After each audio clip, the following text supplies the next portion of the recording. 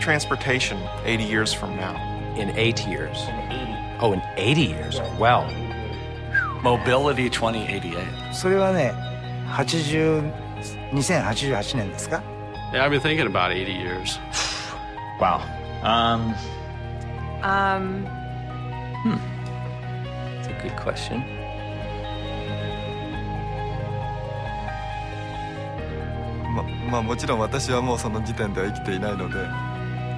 I can speculate, I guess. It's a great question. You asking me?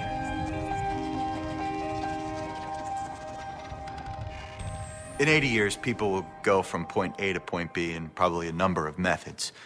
I tend to privilege one specific method, which would be the alpha position of the foot. Walking is certainly great for the environment, certainly great for your health. It's certainly fantastic to discover social spaces. It's a great way to mix. The foot is almost perfect. It's going to take him 80 years to get somewhere? That's pretty long. That's a long walk. When you say 80 years, I think it's a chance to really think big. In 80 years, of course, that's easy. A flying car. They're going to be everywhere. You know, we might all have individual spacecraft that are automatically guided through like Google Maps or something. Jetpacks would be nice.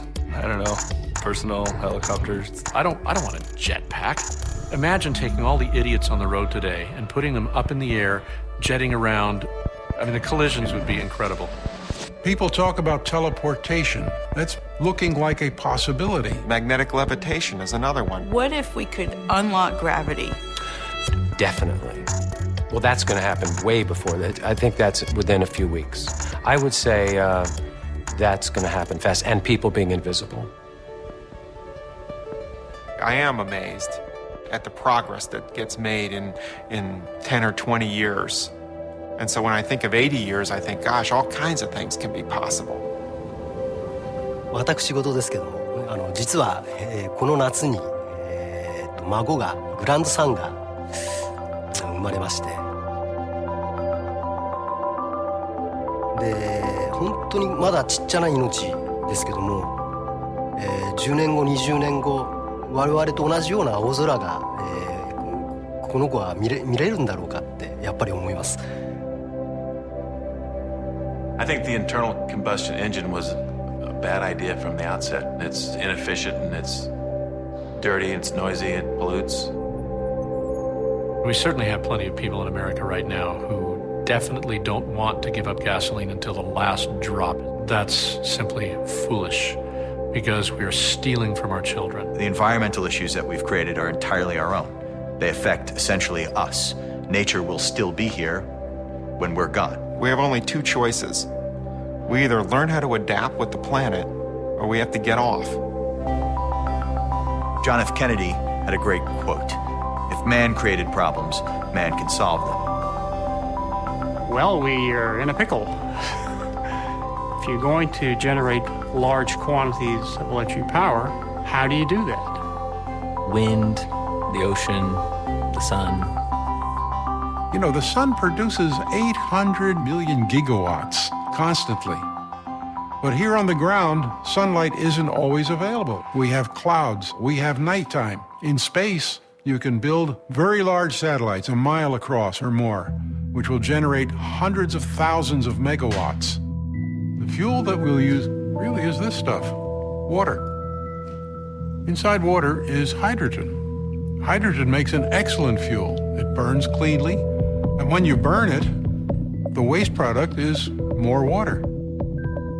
The real changes for our society and transportation will not lie just in the fact that we have different fuel systems or different energy sources. How do we use those energy sources? That's really what's going to change our way of living.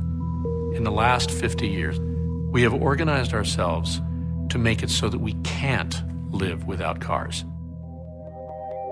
If I was an alien race peering down at the planet Earth, staring at all of these shiny metal boxes, I would think their primary function would be to stay in one place, to be parked. For the last 100 years, cities have been designed around cars. I think now it's time we make cars designed for the city. You want to do something that is leapfrogging previous technologies. For instance, if you think of the cell phone, It's a fantastic device. And when you measure it against the landline, it's impossible to think, why would I use anything else but a cell phone?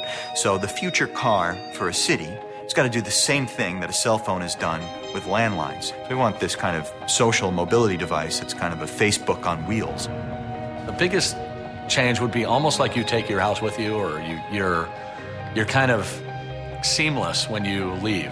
So you're in your house and all of a sudden you're in your car and you don't even notice that you've moved, but you're moving. When you can get in a car and say, take me to destination 7, that's going to be a new form of transportation. Like a slot car, hook into an electrical current and use that as your motive force. Control-free vehicles where basically there's no such thing as a driver, there's just passengers.